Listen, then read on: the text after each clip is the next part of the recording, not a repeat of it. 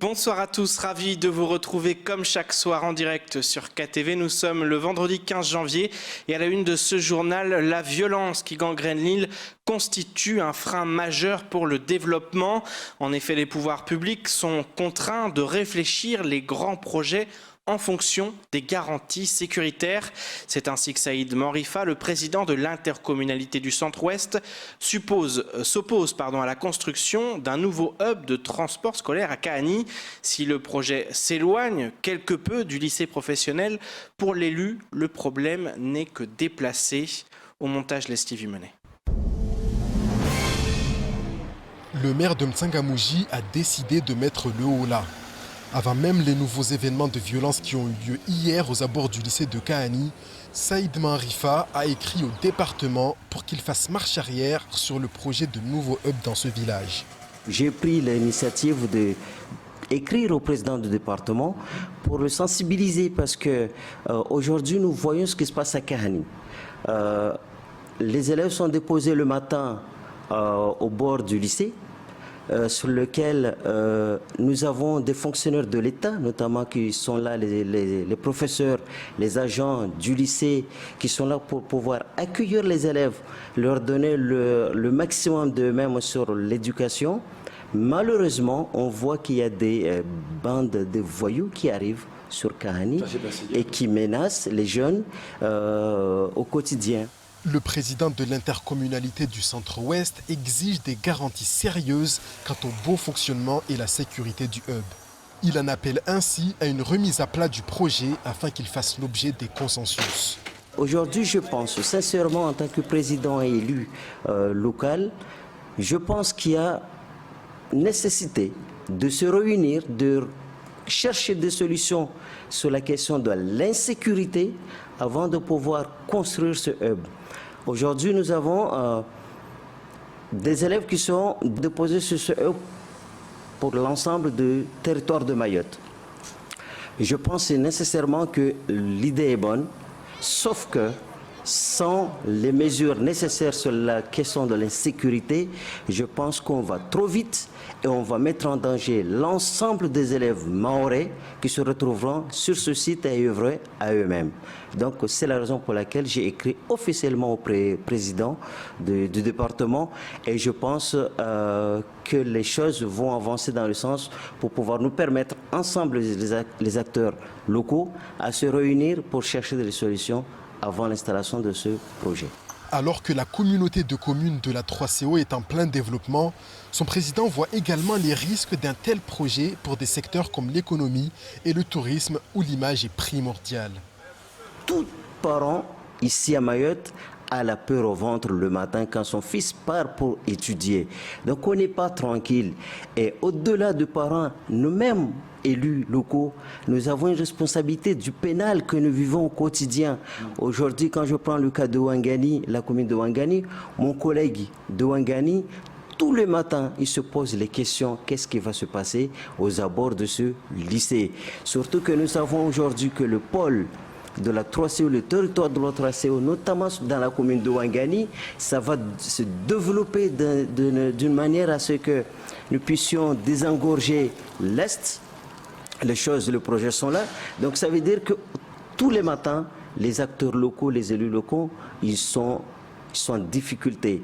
Ce samedi à 16h demain, le maire de Ouangani a réuni une réunion d'urgence justement sur la question de la sécurité pour que nous puissions aller échanger et chercher des solutions. Une réunion de plus pour une problématique qui revient en boucle sur le territoire. Reste maintenant à savoir si le maire sera entendu, car le dilemme peut se résumer dans la question suivante. Faut-il développer l'île et régler le problème d'insécurité, ou régler ce problème d'insécurité puis développer l'île ? Les élus, les parents, les personnels éducatifs et les élèves ne sont pas les seuls concernés par la violence autour des points de ramassage. En effet, les transporteurs scolaires sont également en première ligne. Au mois d'août prochain et après un appel d'offres des plus chaotiques, le nouveau marché des transports scolaires va se mettre en place. Pour les salariés du groupe Matisse notamment, si la reprise du personnel constitue une excellente nouvelle, pour le reste, la prudence demeure de mise. Écoutons plutôt Issiaka Abdillah lors de la matinale de Kouessi.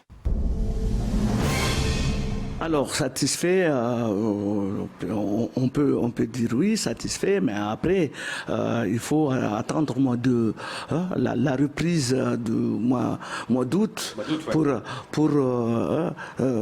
faire tirer les leçons du marché. Parce que toujours, il y a toujours des zones d'ombre à l'intérieur. Il faut qu'on éclaire, cette situation. Plus ou moins, tout le monde était content, tout le monde s'y retrouvait, paraît-il, tout semble bien. Mais là, vous parlez un peu de zone d'ombre. Oui, paraît-il. Moi, je suis toujours sceptique en tant que professionnel. Je reste réservé pour la prochaine. Attendons jusqu'à le 1er août que tout ça se dessine, que tout le monde tout se mette en place, tous les transporteurs professionnels se mettent en place, les salariés sont tous en place, comme ça on peut dire ouf. On poursuit ce journal avec l'école primaire T13 qui a été inaugurée ce matin à Mroalé. Il s'agit de la première école à proprement parler dans ce village de la commune de Tsingoni, en présence du recteur Gilles Albou et du maire de Tsingoni, Mohamed Bakar. L'événement a été marqué par la manifestation de quelques parents d'élèves qui estiment que le bâtiment ne respecte pas toutes les normes de sécurité. Malgré cet imprévu, l'infrastructure a pu être inaugurée. Reportage sur place, signé Jaïdi Maoulida. Gilles Albou était aujourd'hui à Mroalé afin d'inaugurer la toute nouvelle école T13. Un bâtiment de plus dans un territoire où le manque de place pour les élèves se fait toujours autant ressentir. Le chemin est encore long avant d'observer de réelles satisfactions et le recteur compte notamment sur les parents pour l'épauler dans cette quête. Alors, il y a encore beaucoup de travail à faire, d'abord pour continuer à construire des écoles. Il y a aussi de notre côté du travail à faire au niveau de l'organisation pédagogique. Il faut qu'on continue à accompagner nos personnels, qu'on continue à développer les écoles et aussi qu'on amplifie le travail qu'on fait avec les parents. Parce que pour évidemment une meilleure scolarisation des enfants, il nous faut avoir aujourd'hui des parents qui sont à l'écoute et qui comprennent les enjeux du système scolaire. Au milieu de la fête, des parents d'élèves ont justement fait part de leur mécontentement quant à l'ouverture de cette école. En effet, pour ces derniers, la sécurité de leurs enfants est loin d'être assurée. On est en train de prendre officiellement une école qui n'est pas aux normes selon nous, selon les avancées et les retours que nous, on a de cette école. Il n'est pas aux normes en termes d'hygiène, on n'a pas de réfectoire, on n'a pas de salle informatique et la plomberie, c'était du bricolage. Jusqu'à présent, tout n'est pas fait correctement. Ce qu'on voulait aujourd'hui, c'est que le maire prenne le temps d'échanger avec nous et de prendre l'engagement de poursuivre les travaux qui restent à partir de maintenant. Mais malheureusement pour nous, il nous a complètement ignorés, il nous a snobés. Sans retour, les contestataires font planer la menace d'un blocage de la mairie. Face à la grogne, le maire de Tsingoni a tenu à clarifier les choses. Il est totalement en désaccord avec ses revendications et se veut rassurant quant à la sécurité dans l'établissement. Vous savez, même la maison chez vous, vous pouvez entamer des travaux le jour, le lendemain, il y a des réparations à faire. Il y a le réfectoire qui va se construire bientôt. Les travaux vont démarrer bientôt là. Il faut quand même qu'on arrête. Au niveau sécuritaire, ce n'est pas un souci. La sécurité qui nous intéresse aujourd'hui, c'est la sécurité de nos enfants, des enseignants. C'est un bâtiment qui répond parfaitement aux normes sécuritaires.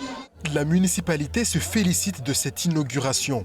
Une nécessité au vu de l'urgence à Mroalé. Mohamed Bakar l'assure, d'autres projets du même acabit verront le jour à Kombani et à Mirereni par la suite.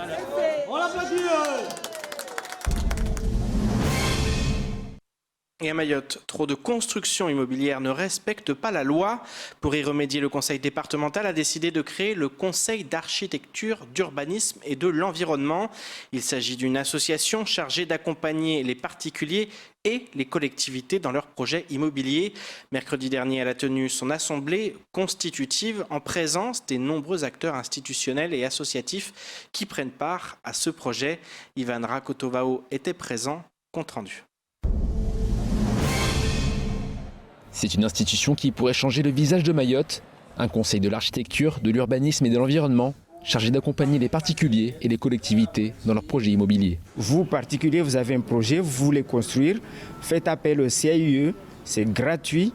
Il pourrait vous orienter vers un architecte, vous conseiller de la façon de construire, de la façon par rapport aux réglementations qui est à respecter sur le territoire de votre projet. Cette nouvelle structure a tenu mercredi son assemblée constitutive. Impulsée par le conseil départemental, cette création est justifiée par les trop nombreuses constructions illégales à Mayotte. Près de 90% des projets, des constructions notamment des particuliers, ne sont pas formalisés. Il n'y a pas de permis de construire. Ce n'est pas question d'argent, que les gens n'ont pas d'argent, mais ils n'ont pas cette information. On n'a jamais été orientés. Donc c'est ça l'idée, c'est les expliquer qu'il y a une autre façon de construire, qu'on peut construire tout en respectant ou tout en préservant ou tout en organisant un cadre de vie qui sera en tout cas bien. Aux côtés du département, ce conseil regroupe des mairies, des intercommunalités, des associations, mais aussi des architectes qui apporteront leur expertise. Les architectes sont là, les urbanistes sont là, les paysagistes sont là pour construire la ville de demain. Et parce qu'il y a trop de constructions anarchiques qui se réalisent sur Mayotte et le problème c'est l'insécurité. On a une carte des aléas, des PPR, des plans de prévention des risques. Si on ne respecte pas toutes les préconisations, ça crée des accidents, enfin, je sais pas, des maisons qui s'écroulent, des affaissements, ça peut créer même des morts dans les cas les plus graves. Doté d'un budget de 100 000 € sur un an, le Conseil de l'architecture, de l'urbanisme et de l'environnement ne sera pas une police de l'urbanisme, il sera seulement un organe de conseil. Il est d'ailleurs prévu que ces agents se déplacent à travers l'île pour aller au contact de la population. Et je vous propose de regarder le reste de l'actualité locale avec notamment le Marion Dufresne de nouveau en exploration ou encore le verdict du procès de Seydou Bamana connu en mars prochain. Au montage, Leslie Vumenet. Le journaliste mahorais Seydou Bamana comparaissait hier devant le tribunal correctionnel de Paris pour une affaire datée du 31 mai dernier. Le fils du Mzé publia à cette date un texte sur Facebook intitulé « La loi du talion contre l'impunité des criminels quand la justice de la République devient criminogène ». Il y remet en cause le rôle de la justice française à Mayotte. Un texte qui n'avait pas été du goût de l'ancien procureur Camille Miansoni. Ce dernier avait décidé de poursuivre le journaliste pour injure publique. Hier, Moussa Askani, l'avocat de Seydou Bamana, a plaidé la relaxe car selon lui, les infractions ne seraient pas caractérisées. Ce délit d'injure, ça a été pour nous des expressions politiques contenues dans un article et nous estimons que c'est un procès qui n'avait pas lieu d'être, conclut l'avocat. Lors de ces réquisitions, la procureure de la République a néanmoins demandé 10 000 € d'amende et 4 mois d'emprisonnement avec sursis. Le verdict est attendu le 3 mars prochain.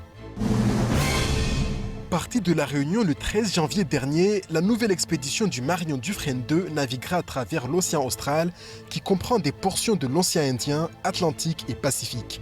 Surnommée Swings, la mission s'inscrit dans le programme mondial Géotrace qui a pour mission de construire un atlas chimique des océans pour 2010. Avec 105 personnes dont 48 scientifiques et 21,1 tonnes d'équipement à bord, le navire sera en mer jusqu'au 8 mars pour mener cette mission de mesure et d'exploration. En effet, il est estimé que l'océan austral absorbe à lui seul près de 15% de la pollution due à l'activité humaine. Néanmoins, un surplus de CO2 acidifie les mers et affecte le développement des micro-organismes en surface. C'est le cas du plancton, nourriture à la base de la chaîne alimentaire marine et nécessaire à l'ensemble de la vie sous l'eau. L'expédition Swings va donc évaluer l'activité de ces micro-organismes dans un contexte d'important réchauffement climatique. Navire toujours, mais militaire cette fois. Le porte-avions Charles de Gaulle mouillera en Méditerranée orientale et dans l'océan Indien au premier semestre 2021. Selon Florence Parly, la ministre des Armées, cet engagement démontre, s'il en était besoin, notre volonté à lutter en permanence et sans condition contre le terrorisme. En effet, le fleuron de la marine française sera dans l'océan Indien pour mener à bien l'opération Chamal, une coalition anti-djihadiste dirigée par les États-Unis. L'État français crée actuellement un réveil des forces de Daesh à l'Est. Mais la majeure partie du voyage du Charles de Gaulle et de ses milliers d'hommes et de femmes devrait se passer en mer Méditerranée.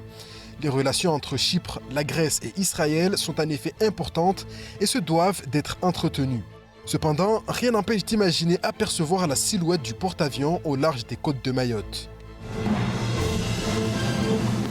C'est ainsi que s'achève cette édition. Merci de nous rester fidèles sur KTV. Je vous donne rendez-vous lundi dès 19h pour tout connaître de l'actualité locale. Excellent week-end sur Coésie.